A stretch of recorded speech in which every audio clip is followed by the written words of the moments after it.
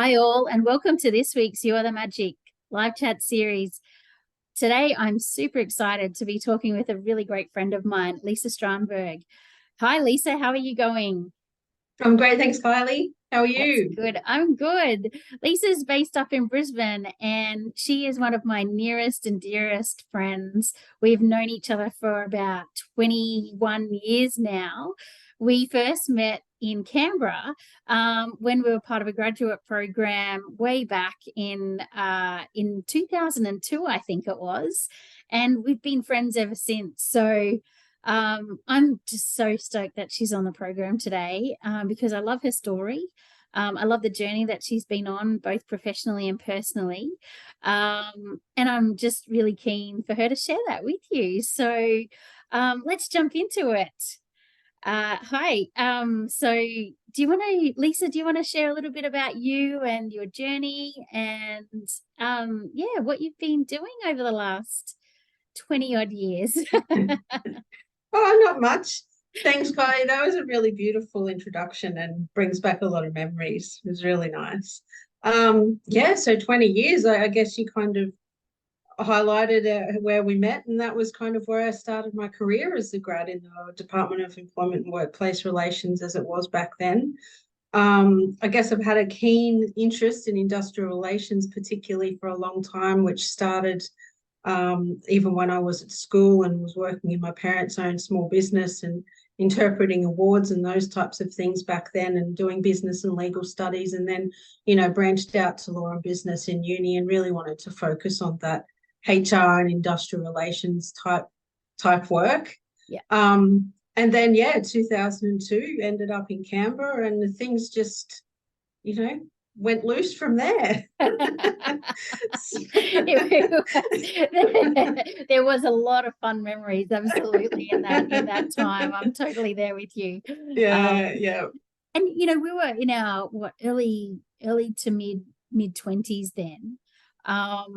And life is different. We were a lot more carefree. We were at the early stages of our careers. Although we kind of knew what we wanted to do, we kind of didn't know what we wanted to do as well. And, I guess you spent a couple of years in Canberra, and then you went in a bit of a different direction and headed overseas for a little while and then came back to Australia. Can you tell us a little bit more about, what sort of happened in that period of life from a, career perspective, and, what have you learnt through that, and what are you sort of, how is that helping you now? Yeah, I guess that's a really good question, and probably need to reflect on my own insights. Yeah, so in Canberra for a couple of years, my partner, husband, is Swedish. So it came to time, I guess, that it was time for him to go back home for a little bit. And I went on that journey with him. I think it was a really good break for me for a year and a half, because I went straight from school to 5 years of uni, and then there were no gap years. And I don't think people really took gap years back then. So it was a nice little break. But then obviously money and career does call you back, and I think that is a good thing. But yeah, so we settled back here in Brisbane in 2006, and I picked up not where I left off, but in private enterprise or a not-for-profit business, looking after, it was an employee association for the hardware industry. And that was really my, I guess, first real exposure to the commercial world and private sector and industrial relations and HR. And I think that kind of really gave me some good grounding for the career steps that would kind of come next. My career's never really been all that planned. I'm not one to set 5-year goals or 2-year goals. I just kind of, I guess, understand what I like and follow that through. So yeah, that was 2006, and currently I'm working for a large industrial organisation and manage a team in that, and about 1,000 people within our um, business in oil and gas. And I'm just really finding that interesting. And I think you get to a certain point in your career where all those little experiences that you probably didn't think meant much at the time start to culminate, and you really get a sense that, wow, I've got this. Yeah, yeah. I know there's Mm. always one thing that if you could, you know, say to Lisa back when she started in the public service, to compared to where you are now, like what would you say to her? Is there a message that you would give about your, career or anything like that? Um, yeah, probably just, you got this. You'll be all right. Yeah, I was super excited for that opportunity in Canberra. So I actually felt like I'd won the lottery. yeah, Um, and I still look back of it with fond memories as well. And I think it was really good grounding for a career. So yeah, I'd just say go girl. yeah, yeah. Yeah. And I think part of that also is, and something that I love that you said is, your career is not planned. It wasn't planned. You just kind of followed the bouncing ball, and you tried different things, and you, I guess, experimented in a lot of ways, because I think at one stage you had your own business for a little while, and then you worked for different sizes of organizations as well. And like sometimes you just have to kind of find your way and navigate your way to that, find that place that really kind of fits. Is that, you know, Yeah, find yeah, a place that fits, but also that fits for the time, because yeah, a place where it fits now may not be where it fits in the future. And I think you've just got to be flexible and be able to yeah, go with it. I think that's what I've found. But yeah, different ranges of industries. I think it's just as important to figure out what you don't like as it is what you do like, mhm, because that can really help too. yeah, absolutely. And just going back to what you said, is it's the job for the time. Mhm. I think sometimes we're scared to admit that it's actually okay to call time on something, and it doesn't have to be a job. It could be, anything in life, a hobby, or, a house that you live in, or whatever it might be. But it's actually okay to say, you know what, that chapter, that part, that thing was awesome, but now it's time to move on to the next thing. But I think sometimes we're afraid to kind of do that. But if you can embrace it, like there's always something really great that's kind of can come from it. Yeah, definitely. And I'm lucky that in most of those times, if not all of them, you've been there by my side, Yeah. Kylie. So yeah, it's been great. But yeah, exactly. If it's a house, if it's a relationship, if it's not just a partner relationship, but anything, if it's time to call it quits, it's time to call it quits. And don't Yeah. be afraid to do it. Obviously set yourself up and make some plans so you don't leave yourself out in the cold, but there's nothing wrong with saying we're done here. Yeah, yeah. And I think, I mean, I know that's been part of my journey as well. As I was actually really scared to say, you know what, oh no, no, it's actually time to move on. But once I did, there was actually quite a lot of freedom in that. But until you do it, you don't kind of realize. So, Yeah, people talk about confidence and those sorts of things in this kind of space. It's like, well, the only way you're going to get the confidence is also to do it and give it a absolutely. go. Yeah. Yeah, Yeah. yep, yeah. You're never going to find yourself, embracing new opportunities if you're sitting at home worrying about it. Yeah. And don't be afraid to make mistakes. I think Yeah. if you don't feel like you have the confidence, just go out there and do it. And if it's not right, it's not right. But at least you gave it a go. You know. Yeah. Um, I also think one thing that's been really important um, through my journey is also admitting to yourself that you don't know everything. Yes. So, Yeah. and Yeah. it's okay not to know everything. I know that, there's a lot of pressure to make it look like you know stuff. But if you admit to yourself that you don't know things, it really opens your world up to a whole new bunch of lessons. Yeah. Yeah. And without those things, then we can't move forward. And can I add to that? I mean, 100% agree. Can I add to it that it Yeah. doesn't also have to be perfect? I think I agree with you that, that was a lesson that I sort of had to learn over my career as well, is that you don't have to know everything. It's actually okay to say that. But also it's actually okay that not everything's perfect and, done right the first time, or looks all shiny and, Yeah. all of those sorts of things, and your Mhm. fits in that neat box and everything. That's just, it's not possible all the time, and we put so much pressure on ourselves, I think, to fit that mold sometimes when we don't need to. Yeah. Yeah, definitely. And I think the thing is that the longer your career goes on, the more you find out that everyone's just winging it. Yeah, so true. I love that. Yep, you just do it. We're all winging it. Absolutely, Yeah, yeah, absolutely. So, yeah. so from a, Yeah. I guess from a career perspective, I know your journey, and you kind of explain it to the listeners, over the past 10 minutes or so. Where to from here? Like, what's next for you? Uh, do you consider yourself towards the end of your career, in the middle of your career? What does, I guess that, we're in our mid 40s now. What does that mean for you? Um, well, I guess with the perspective that I've kind of just found my way through it to this point, I'd probably say that it'll continue as such, Yeah. but I'll stay on the same path in HR and IR specialty, I believe.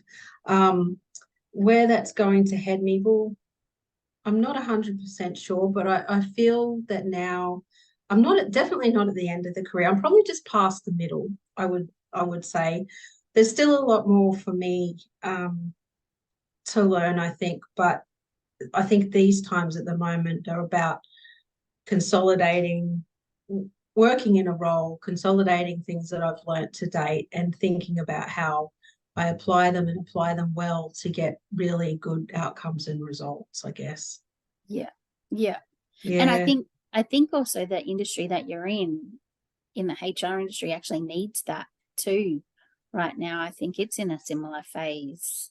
So I Mm. think that's a really nice blend to, the stage where you're at versus, the kind of industry that we're both in HR. I think, there's lots to do and lots to achieve, and it's kind of exciting as well. Yeah, definitely exciting. And I think that it's also about imparting some of your knowledge onto the next generation as well, and the new up and comers in HR.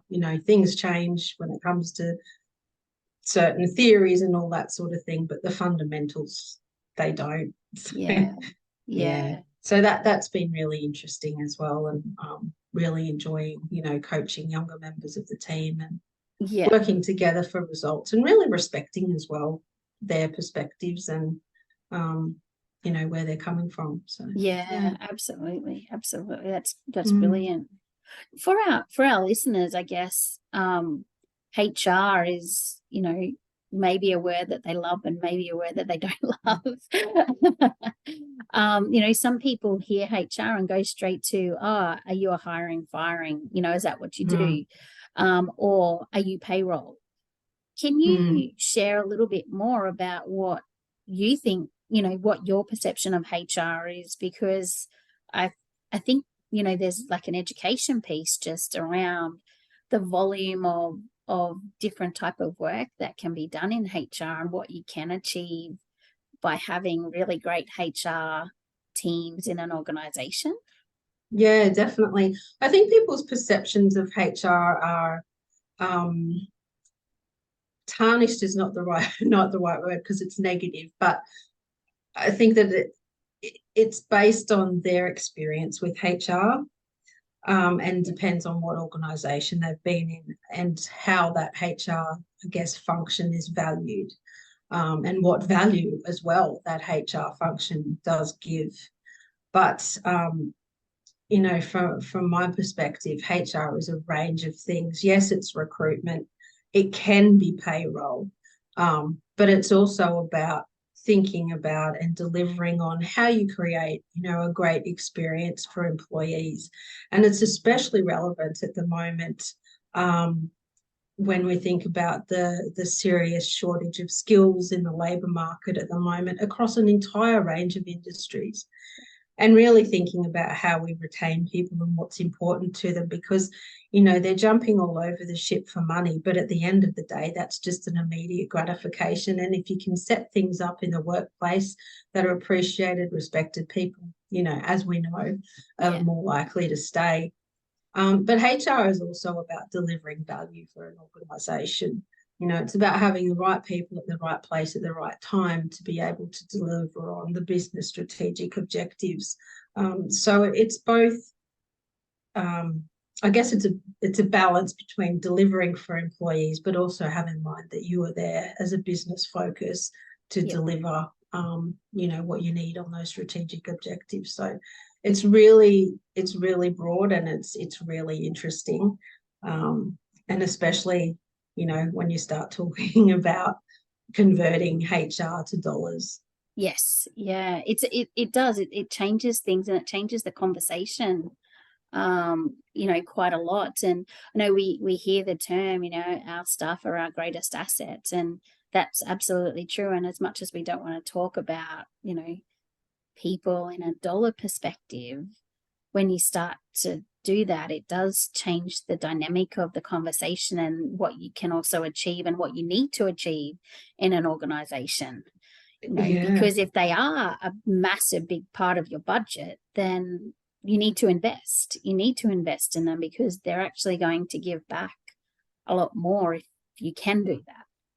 Yeah, definitely. And each person that walks out the door, I mean, the cost of turnover is absolutely incredible, because you've not only got the loss, but you've then got to find all the costs and resourcing that's attributed then to recruitment, training again, capability, all that type of thing. So the cost of turnover is absolutely massive.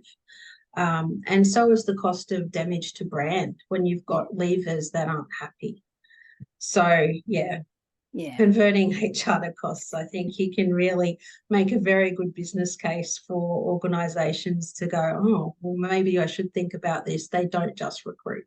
Yeah, absolutely. And I Mm-hmm. think if, you know, I would love for more organizations to have HR at their table, at their leadership table, and be part of those conversations. And, you know, for HR to be seen as a massive, strategic player in the business, because I think organizations will just benefit from it, but also people will benefit it Yeah. in general. Society will benefit from it.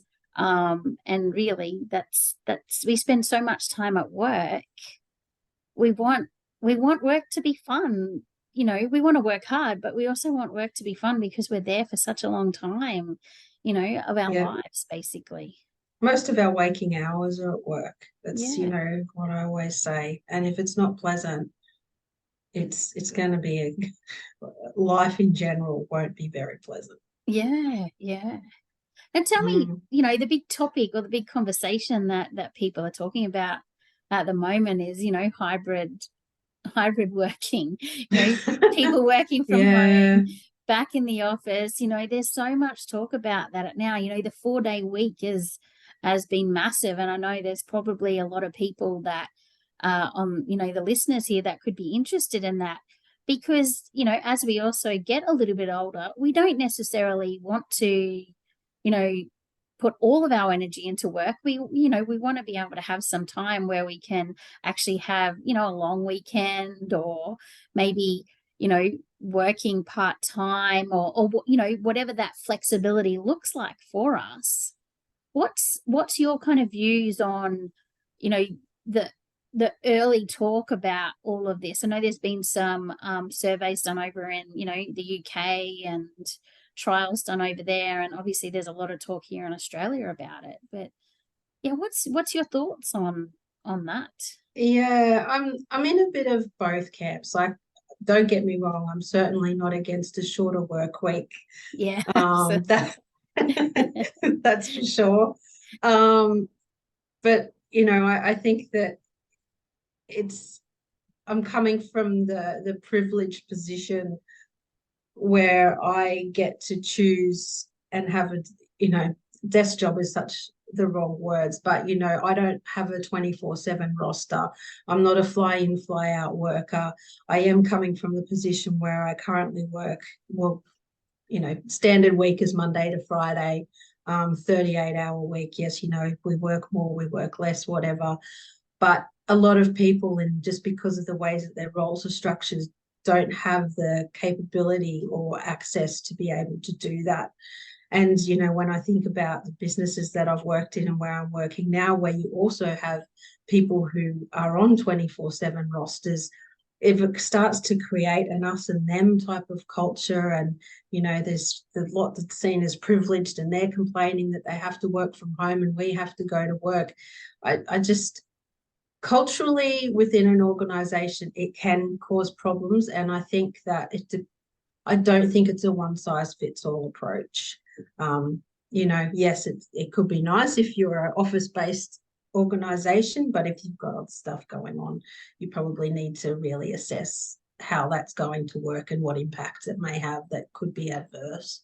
Yeah, yeah, I agree. I think the Mm, one size or you know doesn't work, and every organization is going to have different requirements and different needs because their workforce is different. yeah, And yeah, but also it lends itself to the culture that you want to build as well. And after COVID, a lot of people, yes, they wanted to stay at home because it gave them a lot of flexibility from a life perspective. They weren't spending a couple of hours a day traveling and those sorts of things.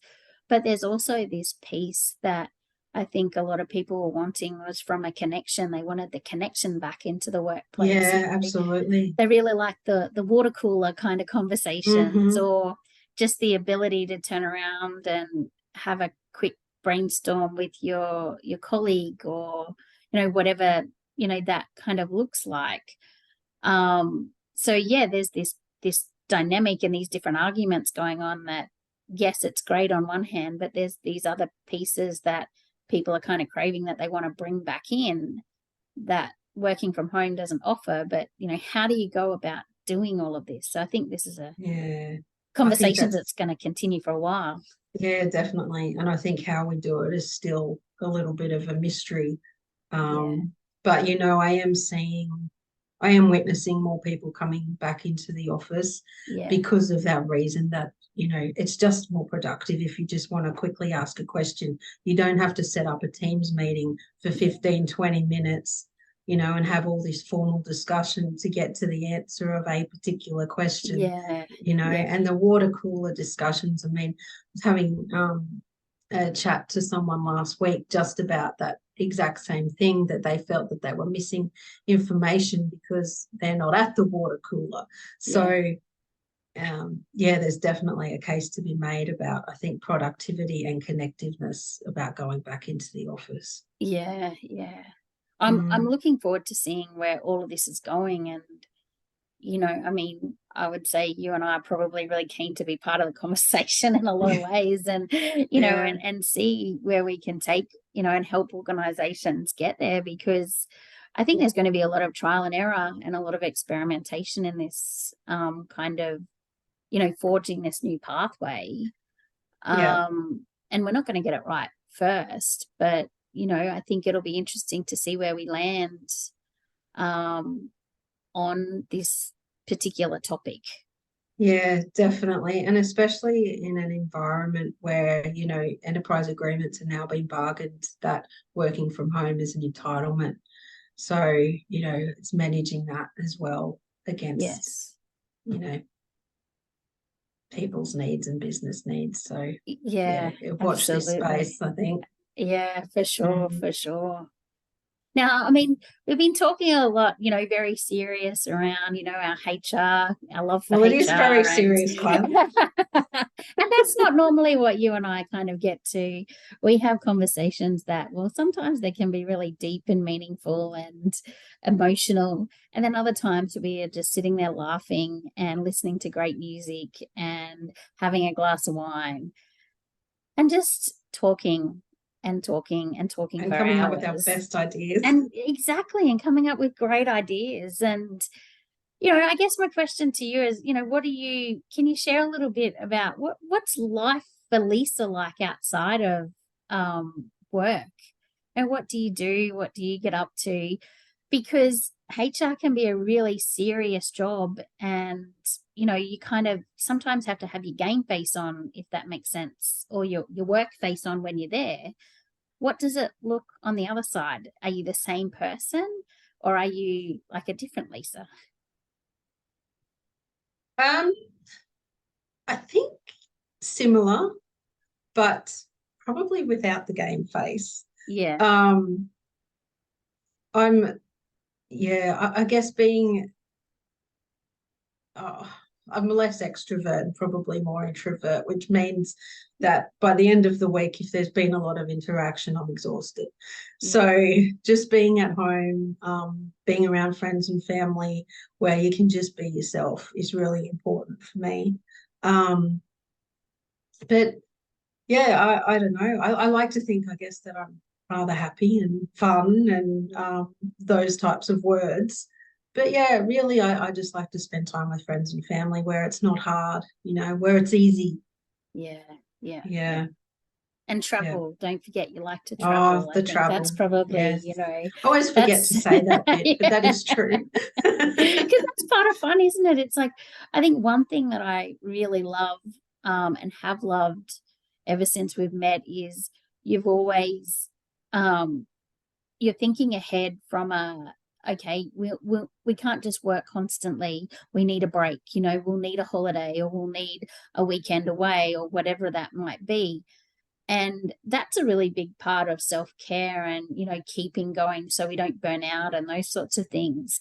But it's also a hobby, and it's things that life isn't just always about work, work, work. And we aren't our work, if that makes sense. We are all these other things, and you are fun and you're bubbly and you're smart and intelligent and all of those wonderful words. But Too kind. I just yeah it's just there is I just love how you go about life, in that you just want it to be easy. You just want it to be a bit of fun. You want it to be easy.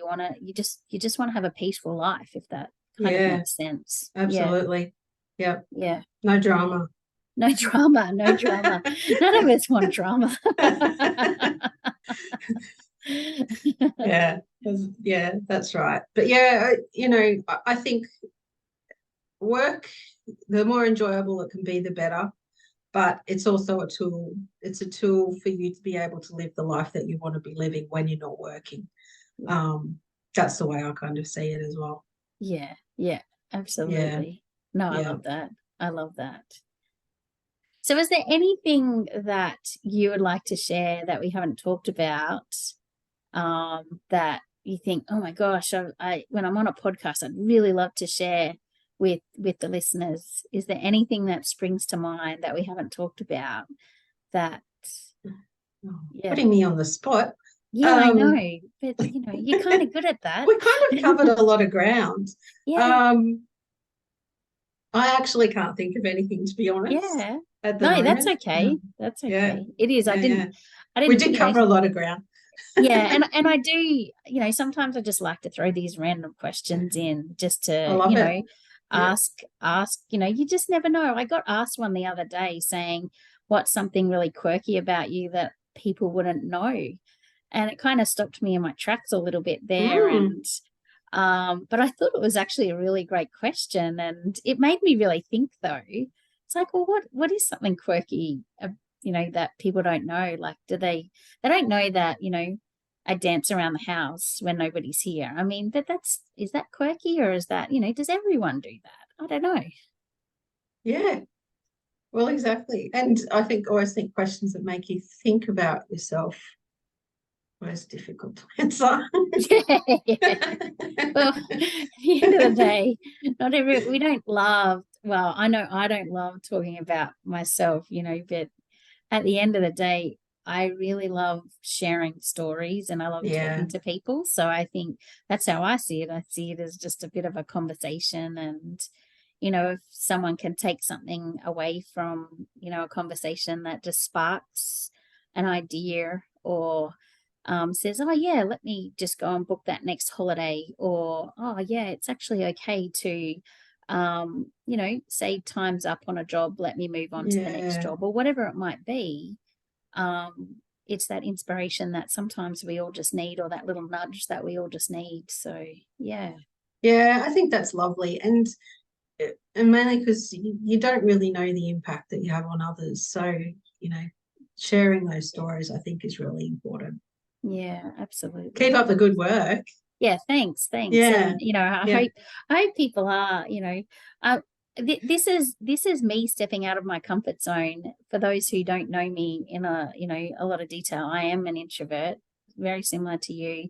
If I've done a lot of peopling by the end of the week, I'm pretty exhausted. Peopled out. Yeah. Yeah, I'm peopled out. I have a very small group of people around me. I don't have massive, you know, groups of people that I hang out with all the time. And those people that I hang out with mean a lot to me. So, you know, when I started my business, it was really stepping outside my comfort zone. And when I decided to do something like this chat series, it was really stepping outside my comfort zone because I'd never done anything like this before.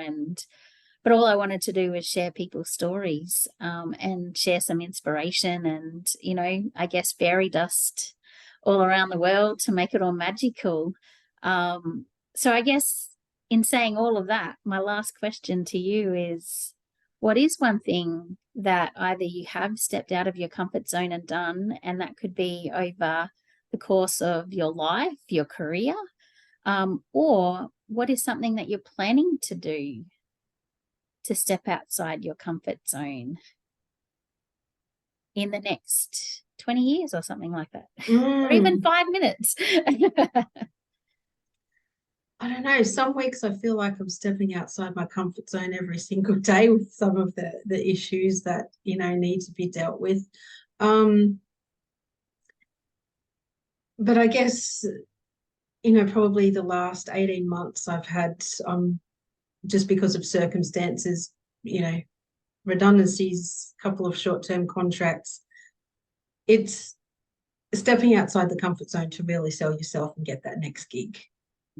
And yeah, and being really needing to be really quite resilient to have to do that again and again and again. But it pays off. Yeah, yeah, absolutely. Yeah. Absolutely. I think you've put Mate, some really good resources on your social media sites about stepping outside your comfort zone, because around growth and those types of things. So I think that's really quite insightful around yeah. why you do it and why even if you just try to do it. Yeah. Yeah, absolutely. Mm. Absolutely. I mean, I don't know about you, but, go back to when we moved to Canberra. I'd never been to Canberra. I didn't know one single person there. And I moved there for a job. I mean, that's stepping outside of your comfort zone. So, Yeah, that was big. That was big. yeah, Yeah. yeah. And, I think if we look back on our lives, I would say every single person has stepped out of their comfort zone. They're probably just not realizing it. Um, and so next time you do Yeah. want to do it, it's kind of remembering some of those things that you did, and they may not be that big.